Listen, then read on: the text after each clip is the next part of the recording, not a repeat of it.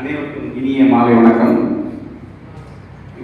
இந்த வாய்ப்பை எழுதிய ரோட்டரி சங்கத்தினர்களுக்கு நன்றி. இன்று நான் எடுத்துக்கொண்ட தலைப்பு தமிழ் திரையிசையும் வாழ்வியலும். ஆக்சுவலாக தமிழ் திரைப்பாடல் வெறும் பொழுதுபோக்கு அம்சம் தவிர்த்து ஒரு மனிதனின் வாழ்க்கைக்கு தேவையான மகிழ்ச்சி தரும் நேரத்திற்கான பாடல்கள், சோகமாக இருக்கும்போது நமக்கு ஊக்கமளிக்கும் பாடல்கள், தத்துவ பாடல்கள், இப்படி பல வகையில் நம்ம வாழ்க்கைக்கு உறுதுணையாக இருக்கிறது. சிறு வயதிலிருந்து நம்ம பாடல் கேட்க இன்னொரு தமிழ் சமுதாயத்தில் இசைக்கு சொல்லி தனியாக கர்நாடக செய்தியில் இருந்தாலும் கிராமிய செய்தியில் இருந்தாலும் சாதாரண எளிய மக்களுக்கு திரை இசை இசைன்னா என்ன சொல்லிக் கொடுத்ததே தமிழ் திரை இசை தான். கர்நாடக சங்கீதம்னா என்னன்னு நமக்கு ஏபிசி கூட தெரியாது. ஆனால் திரை இசையில் வர்ற கர்நாடக சங்கீத ராகம் சார்ந்த பாடல்களை கேட்டு கேட்டு தான் நமக்கு அதில் ஒரு அனுபவம் கேட்டு தான் அதனோட இனிமையை ரசிக்கிறோம். இதில் ரொம்ப முதன்மையாக சொல்ல போனால் அந்த காலத்தில் நம்ம காலத்துக்கு பிறகு வந்தது கவிஞர் கண்ணதாசன் அதில் முதன்மை ஆள் சிம்மாசனம் போட்டு அமர்ந்திருக்கிறார். பிறந்தது அந்த காலத்தில் வேற ஊடகங்கள் அதிகமாக கிடையாது, வானொலி மட்டும்தான் இருந்தது. இப்போ நான் பிறந்து வளர்ந்தப்ப கூட என்னை தாலாட்டு பாடும்போது அப்போ பாசமலர் படம் வந்திருந்தது. மலர்ந்தும் மலராத பாதி மலர் போல அந்த பாடலை கேட்டு தான் நான் தூங்கியிருக்கேன். அது இன்னும் எனக்கு ஞாபகம். சிறு குழந்தையாக இருக்கும்போது அந்த பாடல் திரும்ப திரும்ப எனக்கு பாடப்பட்டது. வீட்டில் என்னோட மூத்த சகோதரர் அந்த பாடி தான் எனக்கு தூங்க வச்சிருக்காரு. அப்படி பார்க்கும்போது திரை இசை நம்ம பிறப்பில் ஆரம்பிச்சு அடுத்து தாலாட்டு, குழந்தை தாலாட்டிலேயும் திரை இசை மூலம் எத்தனையோ குழந்தைகளை வளர வச்சிருக்கோம். சொல்லப்போனால் ஒவ்வொருத்தரும் தங்களோட வாழ்க்கையை திருப்பி பார்க்கும்போது ஒரு கலந்துரையாடல் கலந்துட்டு இருக்கும்போது ஒரு சின்ன டாபிக் சொன்னேன். எல்லாரும் அவங்கவுங்க குழந்தைகள் வளரும் போது என்ன தாலாட்டு பாடி தூங்க வச்சிங்கன்னு சொல்லும்போது ஒவ்வொருத்தரும் அந்த காலகட்டத்தில் ஒவ்வொரு பாட்டை நினைவு இருந்தாங்க. இப்போ என்னோட மூத்த பையன் இருக்கும்போது நான் பாடின தாலாட்டை பார்த்து இந்த டார்லிங் டார்லிங் பக்கத்தில் வர ஓ நெஞ்சே நீ நான் பாடும் கீதங்கள் அந்த பாட்டு. அடுத்து 2வது பாடி அந்த திரைப்படங்கள்ல இருந்து தேனே தென்பாண்டி நீனே, இந்த மாதிரி ஒவ்வொருத்தருக்கும் ஒரு மலர் மேற்கொள்ளுது.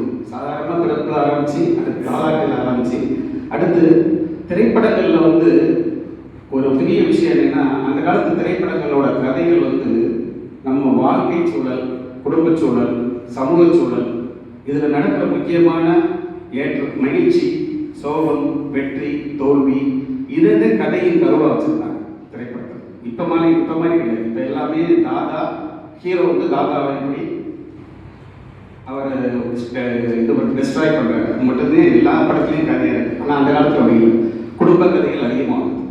அதனால என்ன ஆச்சுன்னா பாடல்கள் சொன்னபோது இயக்குனருக்கு ஒரு திருப்தி வளர்ந்தார். நம்ம இந்த படத்தில் சொல்லப்பட்ட கருப்பொருள் முழுமையாக நம்ம சென்றடையணும்னா பாடல்கள் கொடுத்து அந்த திரைப்பட பாடல்களில் கதையே உள்ளடக்கி இருக்கணும்னு சொல்லி கண்ணதாசன் சொன்னாங்க. அப்போ வாழ்க்கையின் கதை திரைப்பட பாடல்களில் முழுமையாக அப்படியே உள்ளடக்கமாக இறங்கிடுச்சு. அப்போ அந்த திரையிசை பாடல் கடைசியில் என்னவாயிருக்கு, நம் வாழ்க்கையின் கதையை வாழ்க்கையிலிருந்து எடுக்கப்பட்ட கதையை திரைப்படமானது திரைப்படத்தில் உள்ளடக்கத்தை சொல்றதுக்கு திரைப்பட பாடல் யூஸ் பண்ணும்போது அதை கண்ணதாசன், வாடி இவர்கள்லாம் இந்த மாதிரி அதை முழு வடிவம் தரும்போது தொடர்ந்து நம்ம கேட்டு வரும்போது திரை இசை பாடல் எல்லா பருவத்திற்கும் கேட்டு மகிழும், நம்பிக்கை தரும், தன்னம்பிக்கை தரும், சோர்வை நீக்கும், மன அமைதி தரும் ஒரு பெரிய கருவியாக மாறி திரை இசை பாடலோட வீச்சு அந்த அளவுக்கு இருந்தது. அந்த காலத்தில் ரேடியோ மட்டும்தான் இருந்தது. அதன் மூலமே கேட்டு வளர்ந்தார்கள் எல்லாரும். அதுக்கு பிறகு தொலைக்காட்சி வந்த பிறகு அதனோட வீச்சு ரொம்ப அதிகமாகிடுச்சு. அதே மாதிரி ஒரு தினசரி வாழ்க்கையில் ஆரம்பிச்சு பார்த்தீங்கன்னா காலங்காத்தால சுப்பிரபாதம் போடுறவங்க இருக்காங்க, சாமி பாட்டு போடுறவங்க இருக்காங்க. அடுத்து இரவு தூங்கும் போது மன அமைதி தரும் பாடல்கள் கேட்கறதுக்கு இருக்கும். இன்னொரு பெரிய விசேஷம் என்னன்னா சினிமா துறையில் திரைப்படத்தில் எல்லா விதமான வைபவங்களுக்கும் ஒரு பாட்டு. குழந்தை பிறக்கிறது, தாலாட்டு, அடுத்து கல்யாணம், வளைகாப்பு எல்லாத்தையும் இருக்கு. அதுபோல குடும்ப உறவுகள் பார்த்தீங்கன்னா பார்த்தீங்களா? அதில் வந்து கணவன் மனைவி நேசிக்கிறதுக்குரிய பாடல்கள், மனைவி கணவன் நேசிக்கிற பாடல்கள், அது அண்ணன் தம்பி பாசத்துக்குரிய பாடல்கள், அதுமாரி அண்ணன் தங்கை அதுக்குரிய பாடல்கள். இதில் ரொம்ப பெரிய விசேஷம் என்னன்னா, இலக்கியங்கள் திரைப்படங்கள் எல்லாம் வாழ்க்கையின் பிரதிபலிப்புன்னு சொல்லுவாங்க. ஆனால் திரைப்படம் ஒரு அதிகமான ஒரு விஷயத்தை பண்ணிருக்கு. அப்படின்னா அந்த காலத்தில் ஒரு அண்ணன் தங்கை வந்து பாசமாக தான் இருப்பாங்க, ஆனால் அதில் வந்து மிகைப்படுத்துறதுக்கு ஒன்றும் இல்லைங்கிற மாதிரி இருக்கும். ரொம்ப நார்மலாக இருக்கும் தங்கை பாசமோ அக்கா பாசமோ. ஆனால் பாசமலர்கிற ஒரு படம் வந்து ஒரு ஹைப் கொடுக்குது, அதை பூஸ்டப் பண்ணி ஒரு படம் எடுக்கிறாங்க. எப்படின்னா தங்கை வந்து வாழ்க்கையில் அக்கா தங்கையை நேசிக்கணும், அன்பு காட்டணும், உதவி செய்யணும் அப்படின்னு சொல்லி அதை மிகைப்படுத்தி எடுக்கிறாங்க. அந்த மிகைப்படுத்தி எடுக்கிற படத்தில் வந்து மலர்ந்தும் மலராத பாதி மலர் போல மண்விழி வண்ணமே வந்து விழிந்தும் விழியாத பாதும் நீந்த அப்படின்னு சொல்லி அந்த பாடல் வந்து மொத்த தமிழ்நாட்டிலே ஒரு அசைச்சிச்சு, பாசத்தினால உருக்கம் விட்டு அசைச்சு. இதில் பார்த்தீங்கன்னா தங்கைக்காக அந்த பாடல் கேட்டு அழுதவர் உண்டு, தங்கை இல்லாதவர்கள் தங்கை இல்லையேன்னு நினைச்சு அழுது உண்டு. அந்த அளவுக்கு அது ஒரு பாடலாம். அதே மாதிரி அத்தை மணி மெத்தையடி ஆடிநிலை ஆடம்மா அப்படின்னு ஒரு கற்பகத்தில் ஒரு பாட்டு. இந்த பாடல் வந்த டயத்தில் பருவ வயது எழுதிய பிள்ளைகள் வந்து பொதுவாக என்னவா இருப்பாங்க, கல்யாண கனவுல இருப்பாங்க.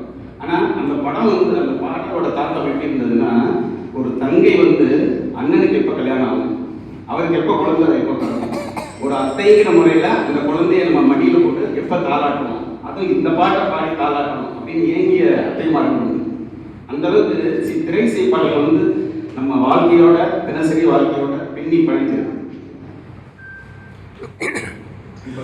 சொல்லப்போது ஒன்று உதாரணங்கள் சொல்லியிருக்கிறேன். அடுத்து தத்துவ பாடல். ஒரு மனம் சோர்வு இருக்கும்போது வாழ்க்கையில் ஒரு பெரிய தோல்வி வரும்போது மனம் உடஞ்சி போயிடுறாங்க. இதுக்கு நல்ல உதாரணம் யாருன்னா, கவிஞர் வாணி வந்து திரைப்பாடல் எழுதுறதுக்காக கவிஞராகணும் வந்து அவருக்கு எந்த வாய்ப்பும் கிடைக்கல. அவருக்கு வேற எதுவுமே தெரியாதுங்கும் போது மறுபடியும் சொந்த ஊருக்கு ட்ரெயின் ஏறி போயிடுவோம், நம்ம வாழ்க்கையோட முடிஞ்சது, இங்கே நான் இருந்து என்ன பையன் அப்படின்னு நினைக்கும் போது மயக்கமா கலக்கமா மனதிலே குழப்பமா வாழ்க்கையில் நடுக்கமா, வாழ்க்கை என்றால் 1000 இருக்கும், வாசல் தோறும் வேதனை இருக்கும், வந்த துன்பம் எது வந்தாலும் வாடி நின்றால் ஓடுவதில்லை, வாடி நின்றால் ஓடுவதில்லை.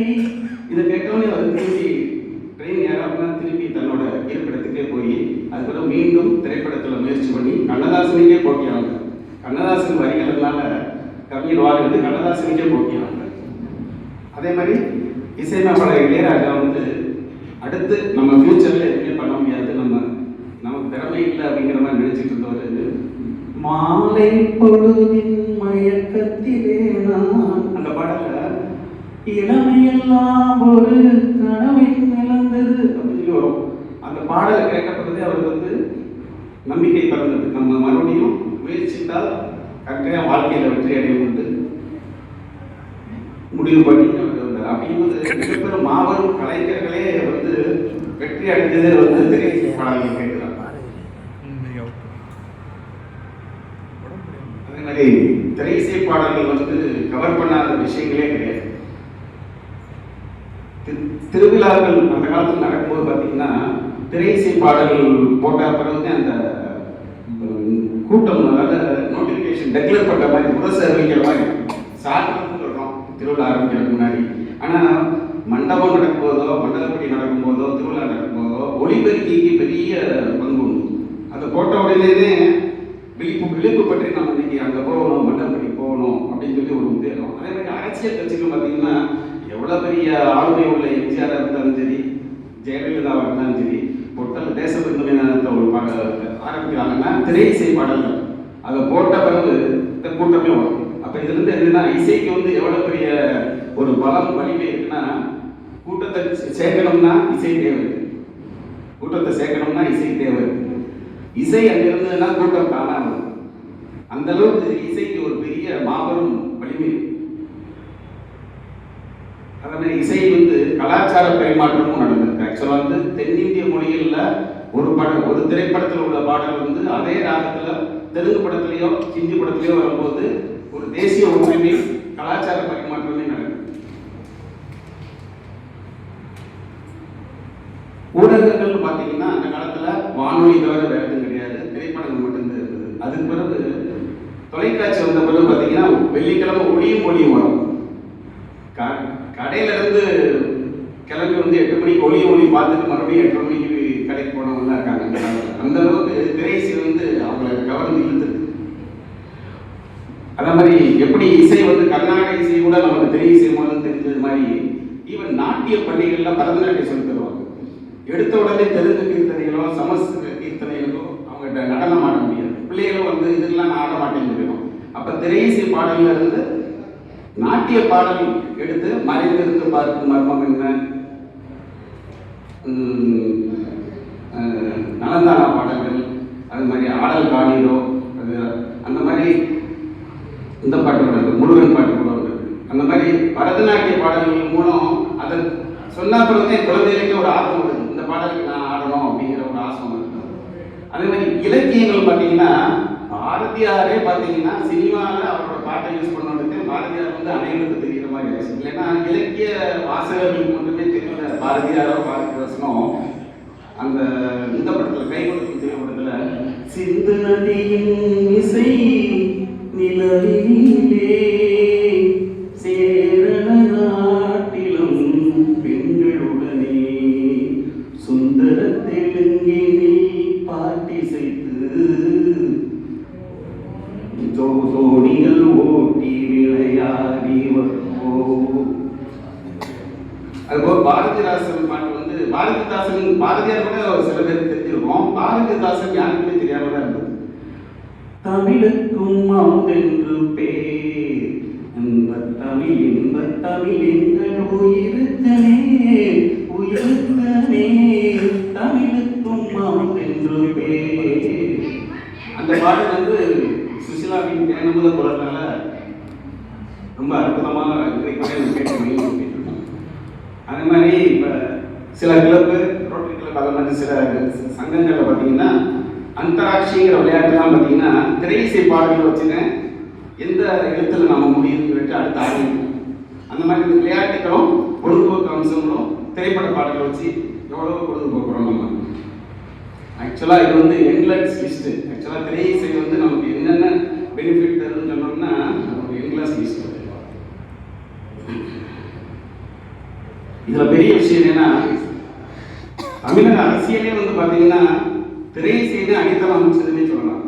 எம்ஜிஆர் படத்தில் பாட்டு இல்லாமல், டிஎம் சௌந்தரராஜன் குரல் இல்லாமல், வாலியின் வரிகள் இல்லாமல், கண்ணதாசன் வரிகள் இல்லாமல் எம்ஜிஆர் நிச்சயமாக இவ்வளோ பாப்புலராக வந்திருக்க வாய்ப்பே கிடையாது. அவர்கள் அரியணை ஏறி முதலமைச்சரானாங்கன்னா அது மிகப்பெரிய ஃபவுண்டேஷன் அஸ்திவாரம் அமைச்சது வந்து திரையிசை பாடல்கள் தான். சொல்லப்போனால் இன்னைக்கும் அது திரைப்படங்கிற ஒரு ஊடகத்தோட வலிமையை வந்து இன்னைக்கு ஜோசப் விஜய் அவர்களை கூட முதலமைச்சராக இருக்குன்னு சொல்லலாம். அந்த அளவுக்கு அதுக்கு ஒரு பெரிய வலிமை உண்டு. என்ன அங்கே அந்த காலத்தில் இருந்த இசைக்கும் இப்போ வர்ற இசை வந்து துள்ளல் இசையாகவும் நடன அசைவுகளுக்கு முக்கியத்துவம் கொடுக்கறதாகவும் இருக்கு. அனிருத் வந்தது அந்த காலத்தில் வந்து பெரிய ஜாம்பவான்கள், விஸ்வநாதன் ராமூர்த்தி, கேவி மகாதேவன், இவங்கெல்லாம் வந்து இசைப்பாளர்கள் பெரிய ஜாம்பவான்கள். இப்போ இந்த அனிருத்துங்கிறவர் வந்து ஒரு அணில் மாதிரி அப்படி பார்த்தா இசை அவர் வந்து இந்த காலகட்டத்துக்கு பொருத்தமாக சொல்லியிருக்காரு. இருந்தாலும் பழைய பொருட்காலம் மீண்டும் வரும் என்று நம்புவோம். ஏன்னா அதில் வந்து வார்த்தைகளுக்கும் கருத்துகளுக்கும் அறிவுரைகளும் தன்னம்பிக்கை வாக்கியங்களும் அதில் அந்த காலத்து இசையில் ரொம்ப இருக்கு. இன்னும் அதாவது வெறும் பொழுதுபோக்குக்காக மட்டுமல்ல நான் சொன்னதை மறுபடியும் 2 விஷயங்களை நான் சிவகாசியில் ஒர்க் பண்ணும்போது மேட்ச் ஃபேக்டரி இன்ஸ்பெக்ஷன் போகும். போனீங்கன்னா ஏறக்குறைய 100 பேர் 150 பேர் ஒர்க் பண்ணுவாங்க, லேடிஸ் ஒர்க் பண்ணுவாங்க. அவங்க குழந்தைகள் விட்டுட்டு வேலைக்கு வர முடியாதுங்கிறனால ஒரு பெரிய காட்டேஜ் மாதிரி நீளமாக ஒரு ஷெட்டு போட்டிருக்கோம். அதில் ஃபேன் போட்டு தொட்டில் கட்டிருப்போம். காலையில் வேலை ஆரம்பிக்கும் போது தாலாட்டு பாட்டு மட்டும் பெண்களை எடுத்து அந்த குழந்தைகளை தொட்டில் தூங்க வச்சுட்டு அவங்க வேலையை ஆரம்பிச்சிருவாங்க. தாலாட்டு பாட்டு பாடிட்டு திரைப்பட பாடல்கள் அதை கேட்டு குழந்தை தூங்கிடும். அப்போ 1 மணி நேரம் எல்லா தொட்டிலும் தூங்கிட்டு குழந்தைய தூங்கிச்சா பார்த்துட்டு அடுத்து பெரியவங்களுக்கு பிடிச்ச பாடல்கள் இன்னொரு பெண்களை போடுவாங்க, அதுலேருந்து பாட்டு இசைப்பாங்க. அதனால் உழைக்கும் மக்களுக்கு வந்து, எளிய மக்களுக்கு வந்து சோர்வு அயற்சி இதெல்லாம கடுமையாக உழைக்கிறதுக்கு திரை இசை பாடல்கள் பெரிய உறுதுணை கொடுக்குது.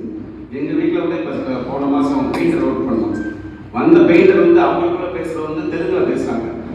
ஏதோ நான் வேற இது பண்ணல, அவங்களுக்குள்ள தெலுங்கில் பேசுகிறாங்க. அந்த பையன் வந்து மொபைலில் பாட்டை போட்டுக்கிட்டு ஒர்க் பண்ணுறாரு.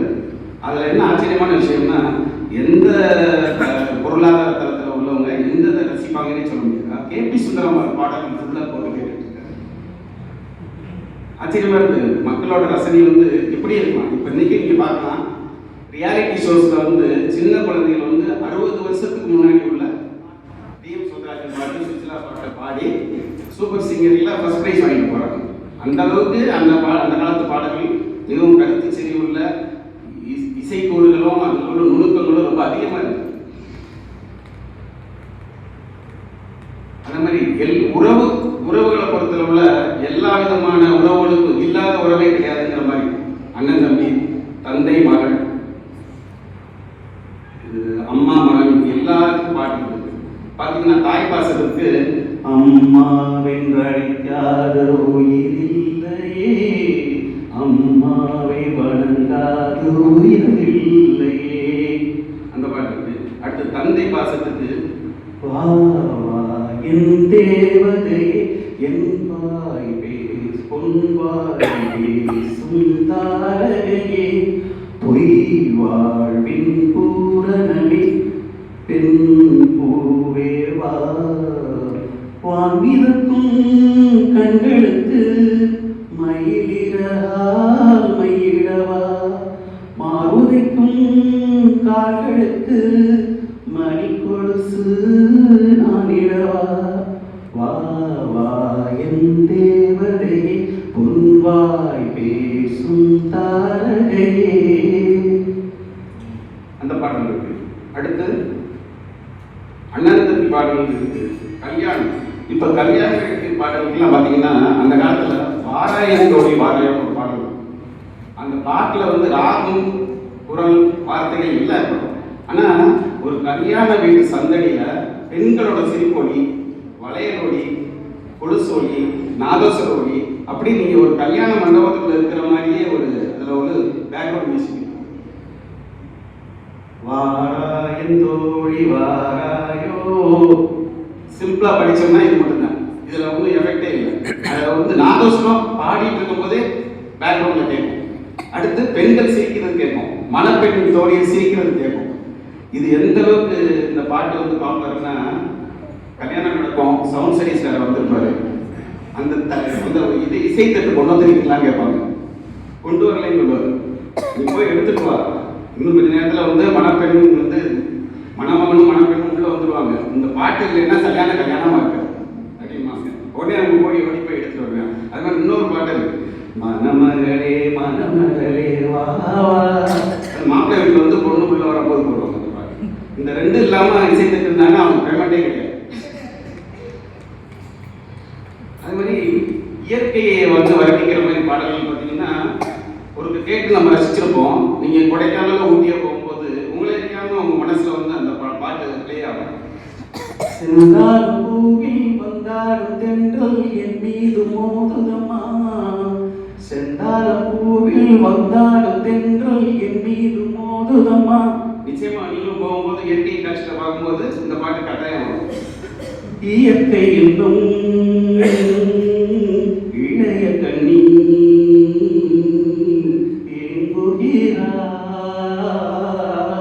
துணையை எண்ணி. அது மாதிரி சிற்பங்களை, மகாபலிபுரம் சிற்பங்களை பார்த்துட்டு சீர்காழி கண்ணீர் போடுற பாடுவார்.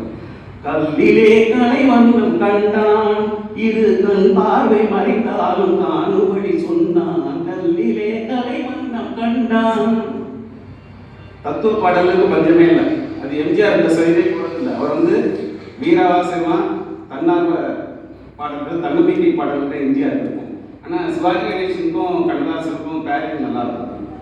ஆறு மனமே ஆறு அந்த ஆண்டவன் கட்டளை ஆறு, ஆறு மனமே ஆறு அந்த ஆண்டவன் கட்டளை ஆறு. அந்த பாட்டு லெந்தியான பாட்டு. லாங் பிளே ரெக்கார்ட் எல்பி ரெக்கார்டுன்னு சொல்லுவோம். எத்தனை தடவை கேட்டாலும் சரிக்காது.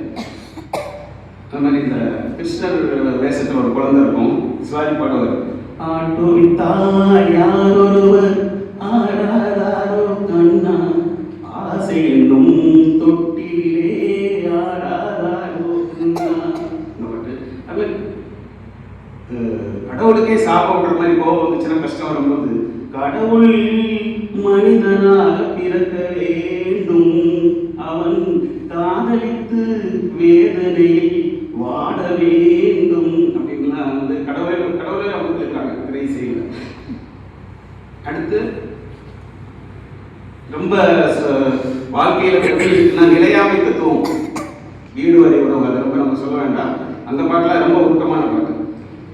அதே மாதிரி நம்ம நினைச்சது நடக்கலைன்னு நினைக்கும் போது, நினைப்பதெல்லாம் நடந்து விட்டால் தெய்வம் ஏதுமில்லை, நடப்பதையே நினைத்திருந்தால் அமைதி எங்கும் இல்லை. இந்த மாதிரி ரொம்ப அற்புதமான பாட்டுகள் இருக்கு. தன்னம்பிக்கை பாடல்கள், அச்சம் என்பது மடமையடா, அஞ்சாமை திராவிட உடமையடா. அடுத்து காதல் தோல்விக்கு என்ன பண்ணிட்டாங்க, நினைக்க தெரிந்த மனமே உனக்கு மறக்க தெரியாதா.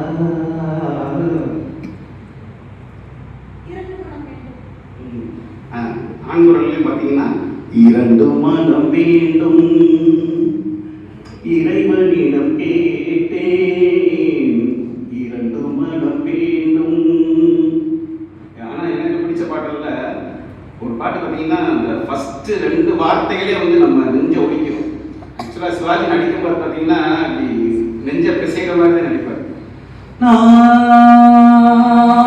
உன்னை அழைக்கவில்லை, என் உயிரை அழைக்கிறேன், தன்னை மறைத்து கொண்டால் மனதில் என்னும் மறைவதில்லை. இந்த பாட்டு எத்தனை பேருக்கு தெரியும் தெரியல, நம்ம ஜெனரேஷனுடைய பாடல். ஆனால் ரொம்ப உருக்கமான பாடல்.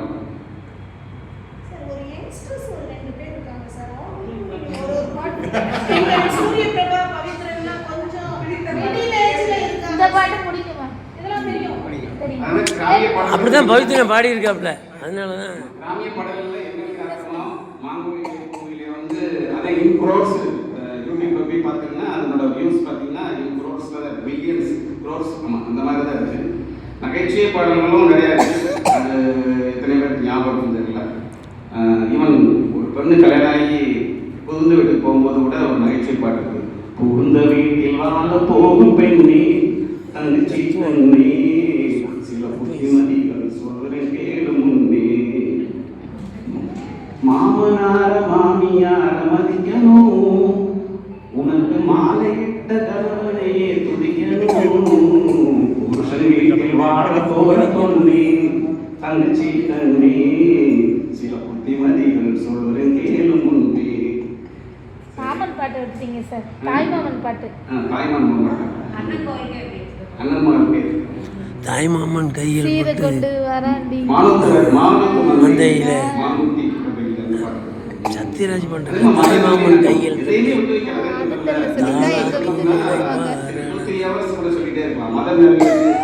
எல்லோரும் கொண்டாடுவோம் எல்லோரும் கொண்டாடுவோம். அந்த பாட்டு இந்திய நாடு என் வீடு, இந்தியன் என்பது என் பேரு அப்படின்னு இலக்கிய பாடல்கள் சொல்லி முடிச்சாச்சு. இதுல இன்னொரு விசேஷம்னா, சாதாரணமா நம்ம நடவடிக்கை சைக்கிள் பழகிறது, கார் பழகிறது, அதுக்கெல்லாம் கூட அந்த காலத்துல இந்தியா பாடல்கள் இருக்கு. அதுல ஒரு பாடல்ல வந்து போலீஸ்காரே ஸ்டாப்னு சொன்னா டக்குன்னு நிக்கணும்னா ஒரு பாட்டு. கபடி விளையாடுற பெண்கள் கபடி விளையாடுற பாட்டு, வாடியம் அவள். இப்ப நிறைய பேருக்கு தெரியாது, 40 வயசுக்காரங்களுக்குலாம் தெரியாது, 60s இருக்கணும்னு தெரியும். அதுல வந்து இப்ப மூச்சு விடாம பாடல்னு சொல்றோம்ல, அதுல வரிகள் வந்து மூச்சு விடாம, வாடி அம்மா வாடி கொண்டாட்டம் பாடி அத்த பக்கத்திலே காத்திருக்கேன் வாடி. அது இடையில ஒரு சரங்கம் வந்து சடுகுடுன்னே வார்த்தைக்கு வரும். அப்பாவும் பேரங்க அந்த காலத்துல வந்து இப்பதான் கொரியர் வந்துருச்சு, SMS வந்துருச்சு, வாட்ஸ்அப் வந்துருச்சு. அந்த காலத்துல வந்து ஒரு தபால் போஸ்ட் கார்டு, தபால் இதுதான் பெரிய விஷயம். ஒரு மாதம் வீட்டில் வெளியூர் போயிட்டாங்கன்னா அவர் என்ன பண்ணுறாரு, சாப்பிட்றாரா, நல்லா இருக்காரா ஒன்றுமே தெரியாது. அப்போ தபால்காரரோட வருகை வந்து ரொம்ப பெரிய விஷயம். அவர் வந்து நல்ல செய்தி கொடுத்து ஒரு தபால் கொடுத்தாருன்னா அவருக்கு உடனே காஃபி சாப்பிட்டு போவீங்க அந்த காலத்தில். அது கூட ஒரு ஜெய்சங்கர் படத்தில் அவர் சைக்கிள் தான் வருவாங்க தபால்காரங்க. அதுக்கு ஒரு ஜெய்சங்கர் பாட்டு இருக்கு. ஒருவர் மனதை ஒருவர் அறிய உதவும் சேவை வாழ்வை இணைக்கும் பாலம் இது அப்படின்னு ஒரு பாட்டு. அந்த திரைசை பாடல்கள் வந்து எத்தனையோ பேருக்கு வாழ்வாதாரமாக இருந்தது. இப்போ நம்ம பொழுதுபோக்காக நான் பேசிட்டு இருக்கேன். ஒரு காலத்தில் விஸ்வநாத ராமமூர்த்தி காலத்தில் இந்த விஷயங்கள் வந்து மறைக்கப்பட்ட உண்மைங்க மாதிரி. அதாவது சில பேருக்கு வந்து அந்த பெருமை போயிடக்கூடாதுங்கிறக்காக மொத்த இந்தியாவிலேயுமே இது மறைக்கப்பட்ட உண்மை. 1964 நம்ம பொருட்காட்சியில் வந்து விஸ்வநாதன் ராமமூர்த்தி கச்சேரி. அப்போ வந்து அவங்க சென்னையில் இருக்கும்போது எப்படி நீங்கள் அப்துல் ஹமீத் வானொலி அறிவிப்பாளர் KS ராஜா அப்படின்னு சொல்கிறோம்ல, அது மாதிரி அந்த காலத்தில் மயில் வாகனம்னு ஒருத்தர் இருந்தார். அவர் சிலாந்தரத்து தரிசையெல்லாம் சென்னையில் இருந்திருக்காரு. ஒரு 3-4 days இங்கே இருக்க போகிறேன், ஒரு அடுத்த வாரமே போகிறேன்னு சொல்லியிருக்காரு. உடனே விஸ்வநாத ராமமூர்த்தி என்ன சொல்லியிருக்காங்க, நாங்கள் விருதுநகர் மாரியம்மன் கோயிலுக்கு கச்சேரிக்கு போகிறோம், நீங்கள் வாங்க தொகுத்து வழங்கணும்னு இருக்காங்க. ஏன்னா அந்த காலத்தில் வானொலி மட்டுமே திரைசை பாடலுக்கு கேட்கறதுக்குரிய ஒரு முக்கியமான சாதனங்கிறதுனால கச்சேரி நிச்சயம் களை கட்டிடும் அப்படின்னு சொல்லிட்டு லட்சக்கணக்கான பேர் அன்றைக்கி கூட்டம். இந்த இது வந்து அனுபவம் எனக்கு எப்படின்னா, நான் ஒரு 3ஆம் கிளாஸ் படிக்கிறேன். நான் 4 வயசு 5 வயசு தான் இருப்போம், 5 வயசு தான் இருப்போம். எங்கள் பிரதர் மூத்த சகோதரர்கள் வந்து என்னை கூட்டிகிட்டு போயிருக்காங்க பொருட்காட்சி. அது எனக்கு வந்து பெயிண்ட் மெமரியாக இருக்குது. நடந்ததை எனக்கு எடுத்து சொன்னதுனால நான் பார்த்த மாதிரி உங்களுக்கு சொல்கிறேன். அவர்கிட்ட கேட்டிருக்காங்க, அப்துல் ஹமீத் நீங்கள் வந்து விருதுநகர் வந்தீங்கன்னா அந்த கச்சேரி ரொம்ப லைவ்லியாக இருக்கும் வாங்கிட்டு கூப்பிட்டு வந்தேன்.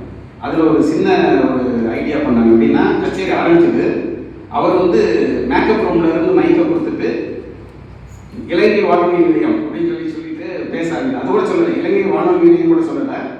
மாரியம்மன் கோயில் முன்னிட்டு விஸ்வநாதன் ராமமூர்த்தி கச்சேரி நடக்குது, உள்ள இருந்து குரல் கொடுக்குறாரு. மொத்த பொதுமக்களுமே அப்படியே ஆரவாரம் கைதட்டுறாங்க. எப்படி இங்கே சிலோன் ரெடியா வந்தது அப்படின்னு. இது உடனே கூட்டத்தை பார்த்து மெல்லிசை மன்னர் கேட்கிறார், யாரோட குரல் அப்படிங்கிறார். மயில் வாகனன் குரல் அப்படிங்கிறாங்க எல்லாரும். உடனே அவரை மறுபடியும் மேனேஜ் ஆகிறாங்க. அந்த கச்சேரி வந்து அவ்வளோ அற்புதமாக இருக்குது. அவர் ஒவ்வொரு பாடலை பற்றி சொல்ல அந்த பாடல்கள் பாடுறாங்க. அந்த எந்த நேரம்னா காதலிக்க நேரம் படம் வந்த நேரம், சர்வசுந்தரம் படம் வந்த நேரம். எனக்கு நீங்கள் ஞாபகம் வச்சுருக்கீங்க. எனக்கு முதல் பாடல் அந்த கச்சேரியில் என்ன பாடினாங்க, 2வது பாடல் எல்லாம் எனக்கு ஞாபகம் இருக்கு. தத்தை நெஞ்சம் முத்தத்திலே சொல்லி சரசுந்தரா பாடுறாங்க. அந்த பாட்டு தான் அவங்க சிஸ்லா முதல்ல.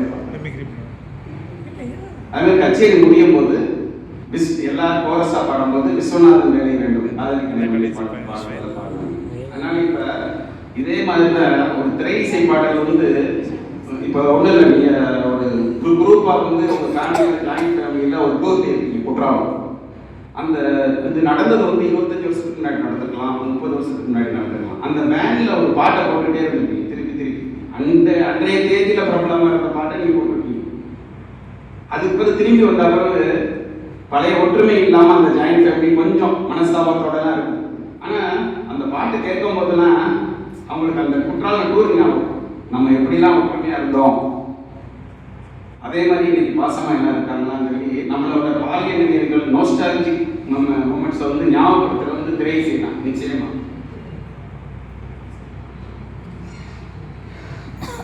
அதே மாதிரி வெளிநாட்டு பயணம் போக முடியாதவங்கலாம் பார்த்தீங்கன்னா சில திரைப்படத்தில் வந்து ஃபாரின் ஷூட்டிங் வாங்க சொன்ன உடனே அந்த வெளிநாட்டை நம்ம நேரில் பார்த்த மாதிரி ஒரு ஃபீலிங் இருக்கும். இந்த சிவந்தமன் படத்தில் ஒரு ராஜா ராணியிடம் அந்த பாட்டு, அதே மாதிரி ஜீன்ஸ் படத்தில் ஒரு பாட்டு வருது, அது என்ன பாட்டு, அந்த பாட்டு. அதில் எல்லா இதுவும் பார்த்தீங்க. இதில் ஒரு வேடிக்கை ஒரு சம்பவம் சொல்லுவேன். என்னோட நண்பர் ஒய்ஃப் வந்து ஒரு பழைய ஆல்பத்தை காமிச்சு இந்த ஊர்லாம் என்னன்னு ஞாபகம் இருக்கா கேட்டாங்க. அவர் பார்த்துட்டு இதுக்கு விட தெரியாத ஒரு மாதிரி இங்கெல்லாம் நம்ம போயிருக்கோம் அப்படிங்கிறாரு. அந்த அம்மா கொஞ்சம் கோவம் வந்துருச்சு. அது நான் பிறகு சொல்கிறேன் எந்த ஊருங்க இருக்குது அப்படின்ட்டு அந்த நேரம் பார்த்து ஒளிய படத்தில் ஓடுது, ஹைராப்பா பாட்டு ஓடுது. ஒவ்வொரு சீன் மாறப்போது எந்த நாடுன்னு சொல்கிறாரு, நடிகை பேர் சொல்கிறாரு, நடிகர் பேர் சொல்கிறாரு. சிவந்தமன் பாட்டு வருது, அதுலேயும் எல்லாத்தையுமே சொல்கிறாரு. இது பிரான்ஸ், இது ஜெர்மன், இது ஆல்ப்ஸ் மலை சிகரம் அப்படிங்கிறார். அந்த அம்மா பிடிச்சி டோஸ் விட்டுச்சு. நான் முதல் காமிச்ச ஆல்பம் வந்து நம்மளை ஹனிமூன் போனது ஊட்டிக்கு போன ஆல்பம். அதை சொல்ல தெரியல உங்களுக்கு. திரை இசை பாடல்ல வந்து அத்தனை முறையும் உலகத்தோட அத்தனையும் சொல்றீங்க, ஒரு காஃபி கிடையாது இருந்துச்சு. அது இன்னொரு அற்புதம். அது வந்து எல்லாருக்கும் அது நடந்திருக்கான்னு தெரியல. ரொம்ப மிதமிஞ்சிய இசை ஆர்வம், பாடல் மேல ஆர்வம் இருக்கிறவங்க தெரியும். காலையில் எந்திரிக்கும் போது திடீர்னு ஒரு பாட்டை இருக்கும் ஞாபகம். இன்னைக்கு வந்து விரல் நொடியில் அந்த பாட்டை திருப்பி கேட்க முடியும். இந்தி அப்படி கிடையாது. டிவியில் வந்தா வந்து, ரேடியோவில் வந்தா வந்து. எந்திரிக்கும் போது இந்த பாட்டை கேட்க 5 வருஷம் ஆச்சு. இந்த பாட்டை நம்ம மறுபடியும் கேட்க மாட்டோமான்னு திடீர்னு நீங்கள் வேற அலுவல் சொந்தமாக அவர் போயிட்டு இருக்கும்போது அந்த பாட்டு காற்றுல மிதந்து வரும். நீங்கள் பாருங்களேன், உங்கள் டெலிபதி மாதிரி நீங்கள் நினைச்சதை வந்து சரஸ்வதி தேவி வந்து உடனே ஒரு கொடுக்குற மாதிரி முணுமுணுத்துக்கிட்டு இருப்பாங்க பாடும். இந்த பாட்டை நம்ம கேட்க மாட்டோம்னு நினைப்போம். அந்த பாட்டை அவ்வளோ ஈஸியாக கேட்க முடியாது முந்திலாம். இப்போ நினைச்ச உடனே டைப் பண்ணலாம், இல்லை வாய்ஸ் சொன்னோம்னா அந்த பாட்டு வந்து முந்தி அந்த மாதிரி. அதே மாதிரி காலையில் கிளம்பும்போது, கோயிலுக்கு கிளம்பும்போது ஒரு குறிப்பிட்ட பக்தி பாட்டை நினச்சிட்டு கிளம்புவாங்க. கோயிலில் போனா அதே பாட்டே படிக்கும். அப்படி பார்க்கும்போது இந்த நிகழ்வுகள் எப்படி தோணுன்னா ரசிகனை தேடி வரும் பாடல்கள். அடுத்து நம்ம நினைச்ச பாட்டை வந்து கோயில் போகும்போது அதுவாக கேட்கறது வந்து இறைவன் பக்தனுக்கு கொடுக்கும் கீதம். பக்தனை தேடி இறைவன் வந்து ஒரு பாட்டை இசைக்கிறார். இந்த மாதிரி தான் எடுத்துக்கணும். அந்த அளவுக்கு நமக்கு பாடல்கள் மேலே ஆர்வம்னா அப்படிலாம் தோணும். அதே மாதிரி திரைப்பட பாடல்கள் பார்த்தீங்கன்னா ஒரு கல்யாண பத்திரிகையை வாசிக்கிறதுவே ஒரு பாட்டா மாற்றிருக்காங்க. சிவாஜி கணேசன் படத்தை ஒரு லட்சுமி கல்யாணம் ஒரு படத்துல பாடிலும் பூங்குழலி புது சீர் பெருவாள் வண்ணத்தேனருவி பார்வையிலே வண்ணம் பார்வையிலே மன்னன் பேரெழுதி பார்வையிலே மன்னன் பேரெழுதி அதை பார்த்திருக்கும் கண்ணில் நீரெழுதி அதை பார்த்திருக்கும் கண்ணில் சுமீர் இது பாடியிருக்காரா?